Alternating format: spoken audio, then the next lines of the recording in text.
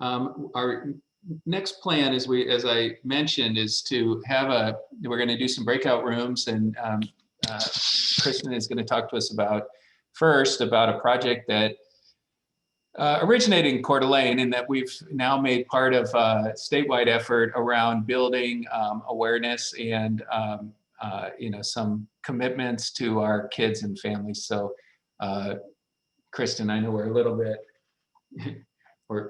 I think this has been your situation the whole time. I'm sorry, but you keep ending up with a little less time than you planned. So, thanks for being adaptable.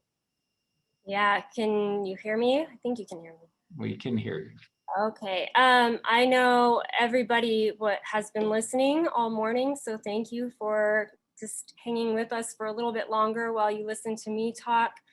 That was great. I feel like we could spend all day on those topics. That that was such great information. We're going to switch gears a little bit, talking about ribbons of hope. You can see these ribbons behind me. I want to talk about the project, but I also wrote down a few things. I'm going to take some time to talk about just with my experience of doing this project, how it came about, and some lessons that I've learned. I think hope is, we've heard the word said a lot over today and yesterday. And so I just kind of want to go through a little bit here. I know when I think back about my life, I think one of the worst feelings that I have ever had is the feeling of hopelessness. Being in a situation where you feel like there's nothing I can do here, nothing I do matters, or even worse, I don't matter. And I think it's just as difficult to be with someone else when they're having that feeling of hopelessness. I can remember very specific times being with people when they've felt hopeless or they've felt pain, and really looking at them and feeling like this is what true pain feels like. But I think it is equally as powerful when we have moments, just those glimpses of like, everything's going to be okay. It might not be okay right now, but the belief that it can get better. And I think those moments are little flickers of light that illuminate a reason why we should keep going. And they're really powerful. And so that is hope. And like I said, it's a word that we say often, but I don't think we take a lot of time to sit and think about it. And in the last year doing this project, I didn't intend to become so familiar with hope and learn all these different lessons, but it's been a great gift to me. After all, I think it's one of our most valuable resources. Without hope, I don't know what we have. So Les Brown, I love this quote. He says, "Hope for the future gives us power in the present." And I really believe that's true. I've witnessed that that's true. And with the ribbons of hope, I've learned how powerful it is.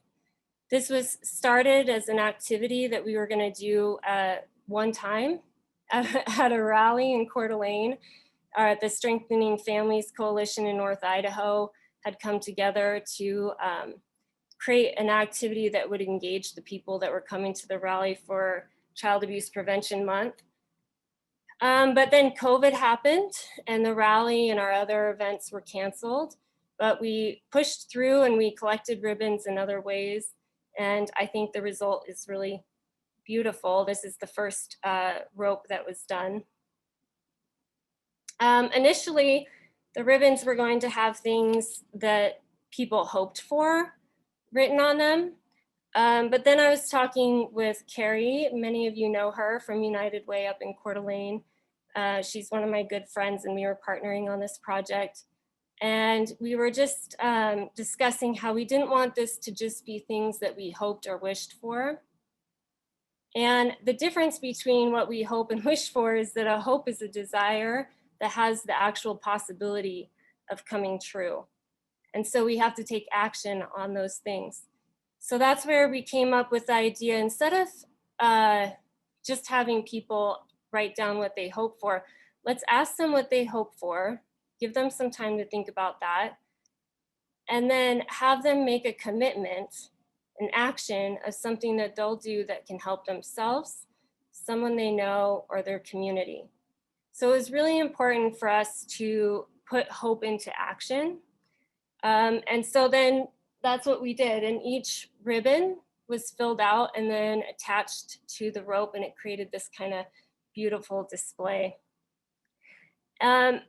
We got ribbons that said the things that we kind of expected people to say, things like, I'll pick up litter when I see it, I'll donate old clothes, I'll recycle. Those are all great commitments. We need to do those things, right? And they are helpful. But then we also got commitments that we didn't really expect and have been really powerful and moving for us. Things like, I'll ask for help more, I'll stay sober, I'll forgive myself, I'll talk less and listen more, I'll share my story with others, I'll learn to say I'm sorry, I'm going to break generations of painful patterns, I'll find a safe place to live for me and my children, and I'll treat my children better than my parents treated me. I think that's so powerful when you walk along and you read these kinds of messages.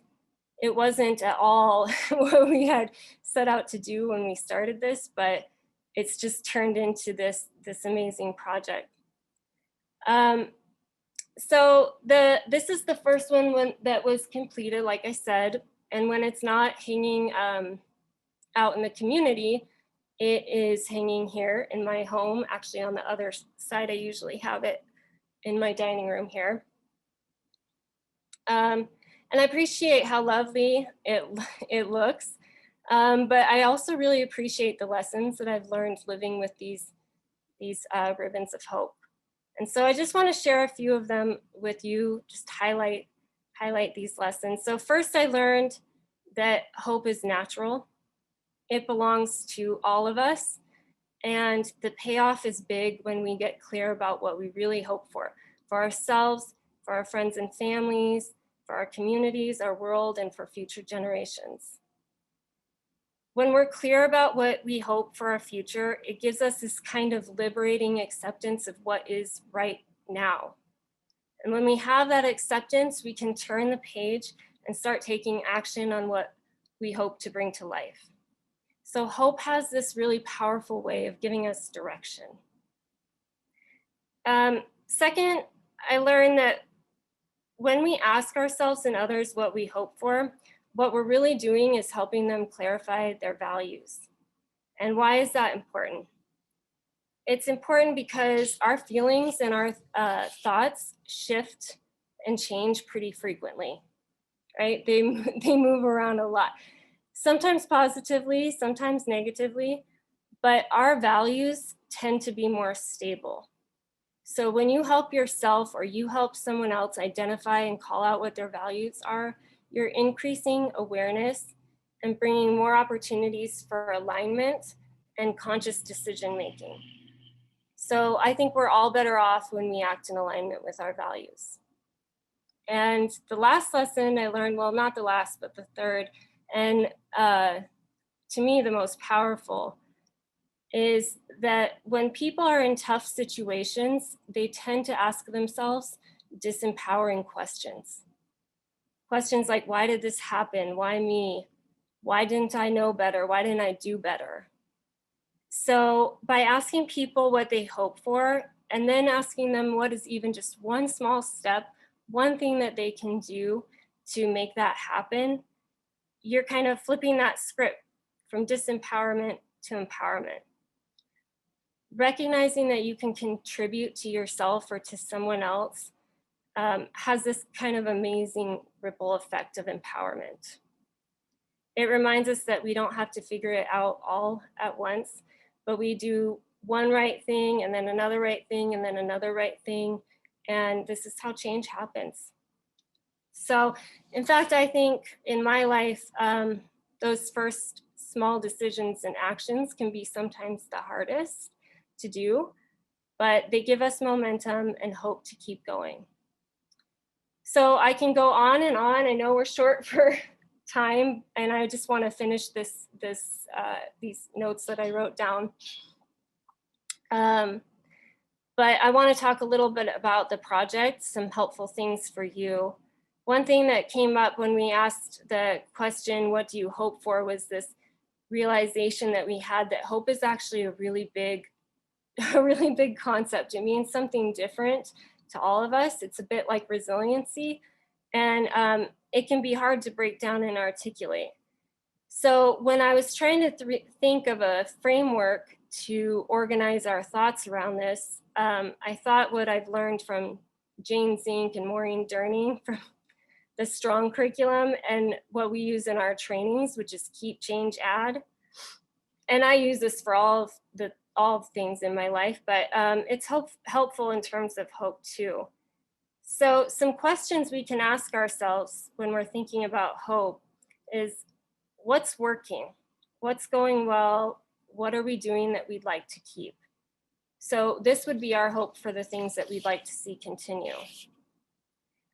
For the change piece, it's what isn't working. Is there something that we hope will stop? Is there something we need to change or adjust? And this is our hope for things that we want to stop or change. And finally is add. Is there something we want to see happen that isn't happening now? Is there a way we would benefit if we started doing something new or added to what we're already doing? Is there a resource we need to access? So this is our hope for things that we'd like to see added or expanded in some way. So keep, change, add. I think that's a really useful framework in a lot of things, but it's useful for breaking down this idea of what we hope for. It is worth taking time to think with ourselves and others about what we hope for. We all find ourselves at these different crossroads in life where we have to decide between going on or giving up. I think even just the smallest amount of hope is what gets us on that right path of continuing on and taking action. Finally, I think sometimes we talk about hope like it's a soft thing. But when I think back about the moments that I was talking about in the very beginning, that crushing feeling of hopelessness, I'm sure we've all felt that at some point.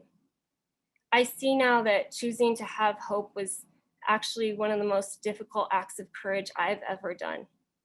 It takes patience, it takes willingness and strength to be vulnerable. But having hope and helping other people find hope is, I've learned, one of the best gifts we can give ourselves and others. So I am so excited about continuing this project and it going statewide now. We're expanding it into every region in Idaho. I know we're going to break up into groups, right, Taryn? Just for a few minutes, maybe less time than we planned. And we're going to just talk about, network with each other and share ideas about the project and maybe ways that you can bring it to your community or your program. So I think we're breaking into groups of 8. Okay, so we'll do that. We'll share ideas and then we'll come back and kind of discuss that, share more resources, and wrap up. How long do you want people to be in the groups, Kristen? Because they'll need to set that. Well, what do you think? We need to end at 10:45. So what, 5 minutes? Okay. Okay.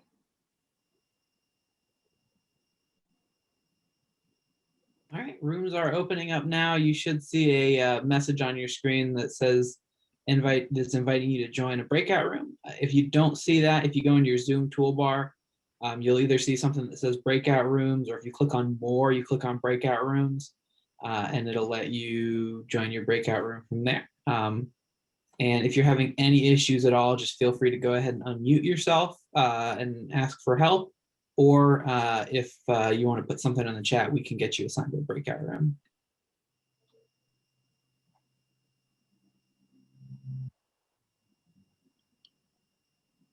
Are we in a breakout room? I don't think we are. He must No, I have. had in my notes to keep the presenters in the main room. Okay, we're in a room together. room together. I don't know. Does it, the fact that we see other people in here, does that mean they haven't joined Breakout Roots, Austin? Breakout. Yeah, it's possible. If anyone's still in the main room, feel free to unmute yourself and ask for tech support. And we can help get you where you need to be. It's also possible that they maybe walked away from their computer because you do have to click. When we open the rooms, a thing pops up asking you if you want to go into the breakout room. So if someone's gotten up and walked away from their computer, they wouldn't be automatically moved into that room. They could be on a bio break. That's true. Right. We're not holding people hostage. Thanks, Austin. You're welcome. Roger, I need to get things set up in the next breakout session. Is it all right if I go ahead and make you the host of this meeting? And I'll still be in this meeting because I've got 2 computers set up, but I won't be listening. So if you have any tech needs, just shoot me a chat and I'll hop back in. Okay, perfect.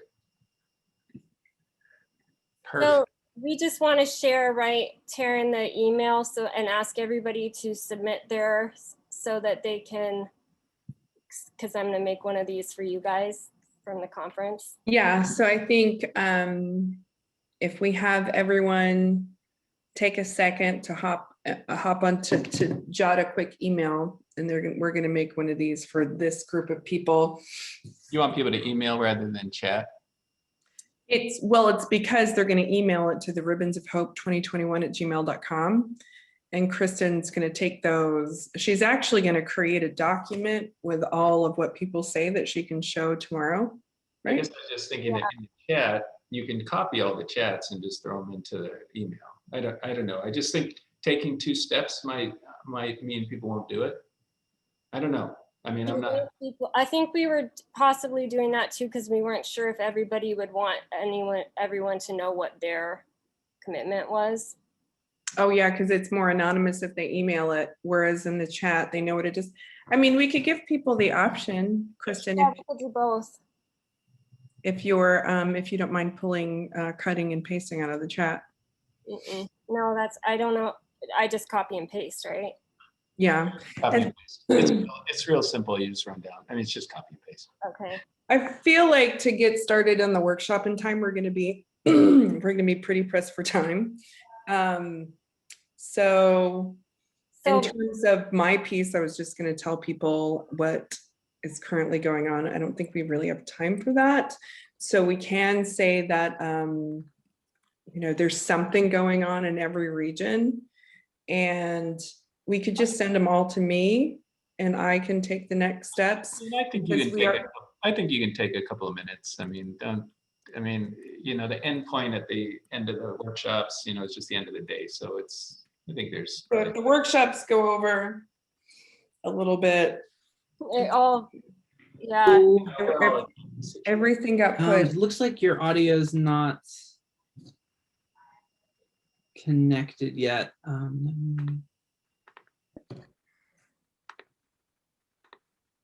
Well, I'll just have everybody come back, and then I'll tell them they can submit their commitments through chat or email, that we have these kits available with all the information of how to do their own. They can reach out to me at my email, and then I'll have you go, and then I'll just wrap it up. Okay. I wonder, there's this message I got. Linda Harrell in room 26 asked for help. I don't know what can help with that. For the kids, they can email me. We're going to be sending those out if they want a demo kit. Oh, I mean, like the kits of I more meant like the guides. Oh yes, those. Okay. The information, I guess. Right. Okay, so some people are. So are we back in? Did you guys come back from a room, Carly? There it goes. Yeah. Yes, just got back. Okay. I'll give it another couple seconds. Yeah, it's going up. It's going up. It's going up. I don't know how many people were in here to. I don't know. People. Looks like we're 8 pages in. we were up about we were up to around 250, and then, you know, it seemed like probably some people took a break. Yeah. Took off for a little bit. Mhm. Yeah. Hey, Bubba, what city are you in, my brother? Well, Boise, but I want to be in Los Angeles. So next week, though, I'm heading here. Oh, really? That's so Los Angeles behind you? Yes. Well, Yeah. somebody in But I'm the paper today said that we were just like Los Angeles. We made people wear masks. Yes. There you go. Yep. I'm out in my garage, though. So I got to have LA in the background. Glad you could be here. Good to see you, man. We could not hear each other. Oh, that's a bummer. This is Kristen McKee Yeah. in Boise, and my group, we talked, and there were people from all over. It was very exciting. Some people had heard about the Ribbons of Hope, and some people had not heard of it, but we're looking forward to it. Yay. Cool. Okay, you want me to get Yeah, you started? should get started. Yeah. Yep. Okay. Do it. So I think we've almost everybody back. I keep seeing the numbers go up, but I'm just going to keep going so we're on time. So this is, like I said, the first Ribbons of Hope. We have information that we can send to people who I want to be think I can involved. hear you now. Can you hear me? Yes. Austin, someplace else. Hello? Austin? Okay. We have kits or like information about how to make your own ribbons of hope, just helpful tips and we did the different colors of blue because it's for Child Abuse Prevention Month. We wanted it to hang in April. We're going to be doing for this conference our own rope with all of the ribbons. And so I'm gonna put in the chat. All right. Can you hear me now? Yes. I'm gonna put in All the right. chat. I think we should be all set now. Just send him a chat. So you're going to be introducing Sarah?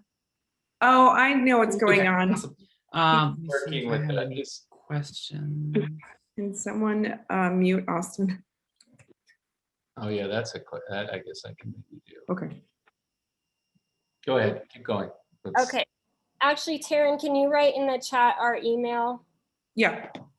So we're asking everybody to write down one or more commitments and action that you can take to help yourself, someone you know, your community, or maybe you want to do all three or more, to write them in the chat or send them to the email that Taryn just posted in the chat box.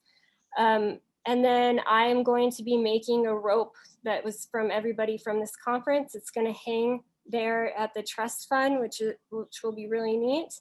And then I'm going to compile what everybody said. I won't put your names on it, but I will have all the different messages or commitments so that we can look back at it. You know, my hope is that the more ribbons we get out, the better. Those ripple effects really do make a difference, letting people take time to articulate commitments. Living with these ribbons, I realize like each one of these belongs to a person who has a story. And for that person, their ribbon is a declaration of what matters to them and a reminder that what they do matters. And so thank you guys for your time, your hard work and your support for this project. It's gonna be great to see it go across the state, and I'll hand it over to you, Taryn. All right. So while I'm talking, if everyone wants to take a minute and make sure you put your commitment in the chat room, or if you want to remain anonymous, you can email ribbonsofhope2021@gmail.com. The next step, I just wanted to tell you, so I'm the kind of the state coordinator for the for Child Abuse Prevention Month. And each region, each of the 7 regions has a hub leader. And all of the 7 regions are planning on doing something with Ribbons of Hope to some level or the other. So if this is something you're really excited about, you can get a hold of me, and I put my email in the chat, but it's taryn.yates@ctf.idaho.gov, which you should be able to find on our website as well, idahochildrenstrustfund.org. And you can email me, and I can tell you who your hub leader is, and I can get you started. We also are making kits at the main office, like these demo kits. So if you would like me to send you a demo kit, I'm happy to do that. And it'll be enough to make one ribbon. And then if you want to take that and do more, then you can reach out to your hub leader on how to get some monetary resources or some materials for that, because each region is getting some funding to do Child Abuse Prevention Month. Yes, and we're going to put some about the Ribbons of Hope stuff on Padlet as well, that Padlet that you should all have access to. So Tabor reminded me of that as well. It's not easy to be Good. real. Does anyone have any questions? Mm-mm. All right, so just get a hold of me or Kristen for next steps. So we're really excited about this, and I can't wait to hear from you and get you rolling in your own area. Okay, great. I hope that everybody got some good ideas about it, but that we have all the Ribbons of Hope materials, very practical stuff as well, just down to what the rope looks like, what the ribbons look like. So, we make this, you can make this very easy as well. I mean, beyond the, super inspiration for the project as well. I just stuck in the chat, on your Padlet, you have the links to all of your, to all of the breakout sessions, all the workshops, and I just pop them back up into the chat as well. So go ahead and join. We're gonna try to get together at the very end just for a quick closing, maybe a few reflections, and then get ready for tomorrow and give you some ideas about tomorrow. And if you drop off before that, remember to wear your blue tomorrow and your craziest crazy. So thank you. Thanks, and go ahead to the workshops.